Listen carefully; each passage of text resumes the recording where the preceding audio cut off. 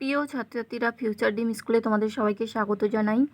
আজকের ক্লাসে আমি দশম শ্রেণীর গণিতের কোষে থেকে 14 3-এর অঙ্কটা বুঝিয়ে দেব। চলো শুরু করা যাক। শোভা ও মাসুদ দুজনে মিলে 2,50,000 টাকার একটি গাড়ি কিনে 2,62,500 টাকায় বিক্রি করলেন।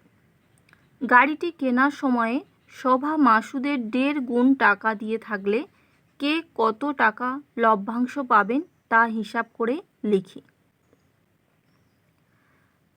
ধরি মাসুদ দিয়েছিল x টাকা, অতএব শোভা দিয়েছিল মাসুদের 1.5 গুণ, তাহলে x গুণ 1/2 যদি এটাকে গুণ করি 2 একে 2 আর একে 3 আর x, তাহলে 3x আর নিচে 2 টাকা।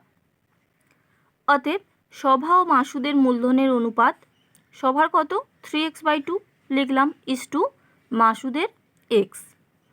এবার উভয় পক্ষকে যদি আমি 2 দিয়ে গুণ করি, এখানে 2 লিখি, তাহলে 2 2 কেটে যাচ্ছে, পড়ে থাকছে 3x, আর এখানে যদি ওর 2 দিয়ে গুণ করি তাহলে কত থাকছে 2x। আবার দুটোকে যদি x দিয়ে ভাগ করি তাহলে 3:2।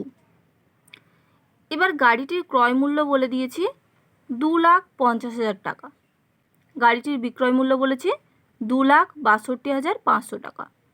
তাহলে লাভ কত হয়েছে আমরা জানতে গেলে কি করব? বিক্রয় মূল্য থেকে ক্রয় মূল্যকে বাদ দিয়ে দেবো, বিয়োগ করব। তাহলে 2,62,500 বিয়োগ 2,50,000 টাকা, 0 0 0 0, মানে 5 নামলো, 2 নামলো, 6 থেকে 5 বাদ দিলে 1, 2 2 মিলে গেল 0। তাহলে কত লাভ হয়েছে 12,500 টাকা। অতএব শোভার প্রাপ্ত লভ্যাংশ সমান লাভ কত হয়েছে 12,500 গুণ এদের আনুপাতিক ভাগার কত, এই দুটোকে যোগ করলে 3 আর 2 যোগ করলে কত হচ্ছে 5, 5 ভাগের ক ভাগ 3 ভাগ লিখে ফেললাম। কাটাকাটি করছি 5 একে 5, 5 দুগুণে 10, 2 থাকছে 25, 5 5 25, দুটো শূন্য, 25 3 75 আর দুটো শূন্য বসে যাচ্ছে, তাহলে 7,500 টাকা।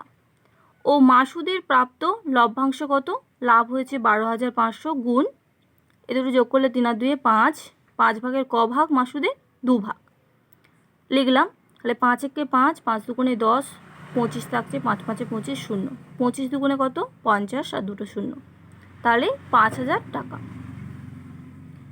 পরবর্তী গুরুত্বপূর্ণ ভিডিও পেতে তোমরা অবশ্যই চ্যানেলটাকে সাবস্ক্রাইব করো, লাইক করো এবং বন্ধুদের মধ্যে শেয়ার করো।